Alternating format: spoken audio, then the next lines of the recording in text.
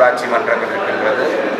இன்றைய காலை நடந்த இந்த ஏறாவூர் நகரசபை தெரிவுக்கு பிற்பாடு இன்னும் நிகுதி இருப்பது 2 சபைகள் மாத்திரம்தான், ஓட்டமாவடி பிரதேச சபையும் வாகரை பிரதேச சபையும். தற்பொழுது இந்த 10 பிரதேச சபைகளிலே ஸ்ரீலங்கா முஸ்லீம் காங்கிரஸ் 2 சபைகளுடைய ஆதரவை எடுத்திருக்கின்றது. அத்தோடு இலங்கை தமிழரசு கட்சி 7 சபைகளுடைய ஆதரவை எடுத்திருக்கின்றது. இன்னும் மீதி இருக்கும் 2 சபைகளையும் ஓட்டமாவடி பிரதேச சபை நிச்சயமாக ஸ்ரீலங்கா முஸ்லீம் காங்கிரஸ் இலங்கை தமிழரசு கட்சியுடைய ஆதரவுடன் கைப்பற்றிக் கொண்டும், அதே போல வாகர பிரதேச சபை இலங்கை தமிழரசு கட்சி ஸ்ரீலங்கா முஸ்லீம் காங்கிரஸுடைய ஆதரவுடன் கைப்பற்றிக் கொள்ளும். இது இன்று ஏறாவூர் நகரசபையிலே நடந்த இந்த தெரிவுகள் வரலாற்றிலே மிக முக்கியமான ஒரு தெரிவாக நான் பார்க்கின்றேன். என்றால் தமிழ் முஸ்லீம் இன நல்லிணக்கத்துக்காக நாங்கள் தொடர்ச்சியாக உழைச்சி கொண்டு வந்தவர் என்ற வகையிலே இன்று ஏறாவூரிலே பெரும்பான்மையாக இஸ்லாமிய சகோதரர் வாழும் ஒரு பிரதேச சபையிலே நகர சபையிலே பிரதி தவிசாளர் பதவியை ஸ்ரீலங்கா முஸ்லீம் காங்கிரஸ் கட்சியை சேர்ந்தவர்கள் ஒரு தமிழர் ஒருவருக்கு வழங்கியிருக்கிறார்கள் பிரதி தவிசாளர் பதவி. இதிலே முக்கியமான விடயம் ஜனநாயக தமிழ் தேசிய கூட்டமைப்பை சேர்ந்த ஒருவர் தான் பிரதி தவிசாளராக தெரிவு செய்யப்பட்டிருக்கிறார். இலங்கை தமிழரசு கட்சி எங்களுடைய ஆசனத்தை நிபந்தனை அற்ற முறையிலே அந்த ஜனநாயக தமிழ் தேசிய கூட்டமைப்புக்கு வழங்கியிருக்கின்றோம்.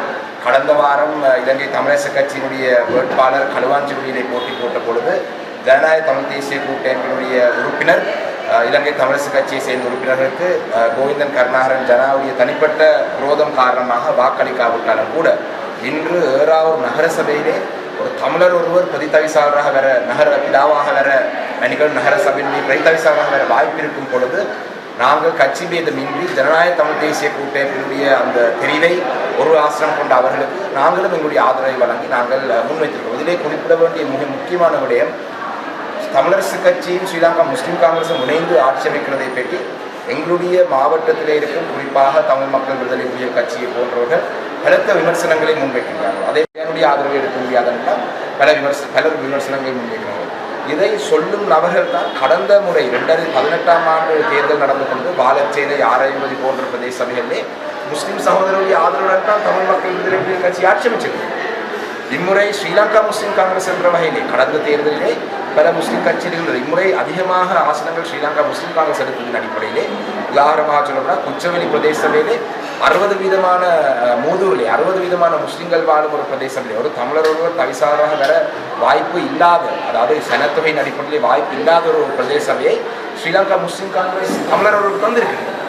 அந்த வகையில் தமிழர் அதாவது யாழ் மாநகர சபையிலே ஒரு முஸ்லீம் சகோதரி ஒருவரை இலங்கை தமிழரசு கட்சி மாநகர சபைக்கு முன்மொழிஞ்சிருக்கு பாட்டி. அப்போ நாங்கள் எதிர்வரும் காலங்களில் வடக்கு கிழக்கு தமிழர் தாயம் தமிழ் பேசும் மக்கள் ஆள வேணும் என்ற வகையில் நாங்கள் இந்த நல்லிணக்கத்தை வளர்த்து கொண்டு போகும் பொழுது இன்று தமிழ் மக்கள் விடுதலை புலிகள் கட்சியை சேர்ந்த 2 உறுப்பினர்கள் ஏறாவூர் நகர சபையிலே ஒரு தமிழர் ஒருவரை சகோதர முஸ்லீம்கள் முன்மொழிந்த பொழுது நகர பிரதி தவிசாளராக தமிழ் மக்கள் விடுதலை புலிகள் கட்சியை சேர்ந்த 2 உறுப்பினர்களும் அதனை எதிர்த்து ஏறாவூரிலே ஒரு தமிழர் ஒருவர் பிரதி தவிசாளராக வரக்கூடாது என்றதுக்காக தங்களுடைய வாக்குகளை பயன்படுத்தி இருந்தார்கள் என்றதை இந்த இடத்திலே நான் மக்களுக்கு சொல்ல விரும்புகிறேன். அதாவது தமிழ் மக்களுக்காக தாங்கள் பேசுகின்றோம், இஸ்லாமிய மக்களை வெறுத்து பேச்சுகளிலே ஈடுபட்ட தமிழ் மக்கள் விடுதலை புலிகளை சேர்ந்த பிள்ளையாருடைய கட்சியை சேர்ந்த 2 உறுப்பினர்கள் ஏறாவூர் நகர சபையிலே முஸ்லிம்கள் ஒரு தமிழரை ஒரு ஏறாவூர் நகர சபையிலே பிரதித்தவிசாளராக முன்மொழிந்த பொழுது 2 தமிழ் சகோதரர்கள் டிஎம்விபியை சேர்ந்தவர்கள் தமிழ் வேட்பாளரை சங்கு சின்னத்திலே போட்டி போட்டு வந்த கஜேந்திரனை எதிர்த்து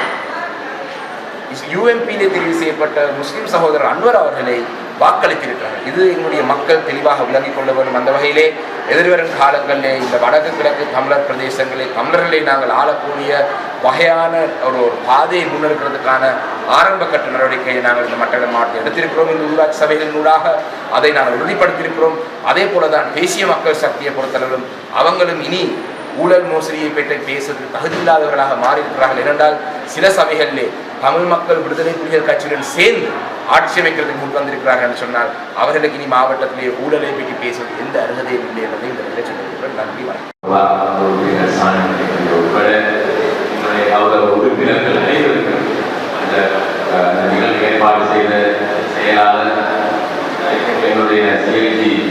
உத்தியோகத்தர்கள் வந்திருக்கின்ற அனைவருக்கும் அன்பின் அஸ்ஸலாமு அலைக்கும் வரஹ்மத்துல்லாஹ். ஐபோவான் வணக்கம். உண்மையில் உங்களுக்கு தெரியும், ஏழாவது நகரசபை என்பது 2 தமிழ் மக்களும் முஸ்லிம் மக்களும் அதிகப்படியாக வாழ்கின்ற ஒரு பிரதேசம். இந்த பிரதேசத்தில் நாங்கள் கடந்த காலங்களை போல் அல்லாமல் 2 பிரிவுகளாக பிரித்து எங்களுடைய மக்களுடைய நியாயமான கோரிக்கைகளையும் நியாயமாக 2 சமூகங்கள் அடைய வேண்டிய ஒட்டுமொத்த விடயங்களை நாங்கள் போட்டு போனவர்களாக நாங்கள் காக்கப்படுகிறோம். ஏனென்றால் கடந்த காலம் இருந்த ஆட்சியாளர்கள் 2 சமூகத்தை பிரித்து வைத்து தான் ஆட்சி செய்திருக்கின்றார். அவ்வாறு இல்லாமல் நாங்கள் ஏழாவது நகரசபையிலே எங்களுடைய செல்லல்லா முஸ்லிம் கட்சியும் அதே போன்று டிஎன்ஏ கட்சியும் அதே போன்று எங்களுடைய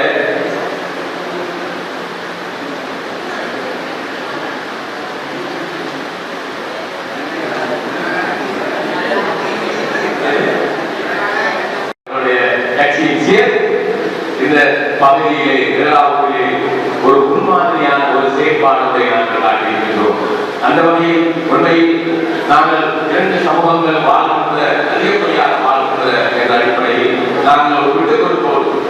ஏனைய பிரதேசங்களில் ஒரு முன்மாதிரியான ஒரு செயற்பாடுகளை நாங்கள் இந்த சபையில் நிறுத்தியிருக்கின்றோம். அந்த வகையில் உண்மையில் இதற்காக கண்டிப்பாக பணியாற்றிய எங்களுடைய கட்சியுடைய தேசிய தலைவர் அதே போன்று எங்களுடைய கட்சியுடைய துணை தலைவர் பொருளாசர், அதே போன்று எங்களுடைய கட்சியுடைய டிஎன்ஏ கட்சியுடைய பாராளுமன்ற உறுப்பினர் சாணக்கியா பாராளுமன்ற உறுப்பினர் உட்பட எங்களுடைய அனைத்து இதற்காக குறிப்பாக பணியாற்றிய அனைவருக்கும் அதே போன்று விசேஷமாக என்னுடைய தாய் நலப்பணிகளுக்கும் அதே போன்று எனக்காக அர்ப்பணிப்பாக பணியாற்றிய என்னுடைய செல்லையும் என்னுடைய தலைமைத்துவத்தை கருத்துக்களை கட்டுப்பட்டவர்களாக இந்த நிகழ்வுக்கு வாக்களித்த அனைத்து கௌரவ உறுப்பினர்களுக்கும் நான் நன்றியை தெரிவித்துக் கொள்கிறேன்.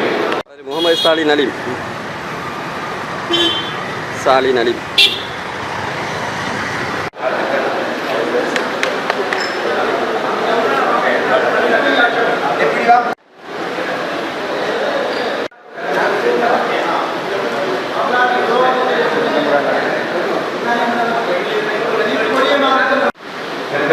நடச்சவதி புதாராஜா அவர்களை பிரதிநிதித்துவ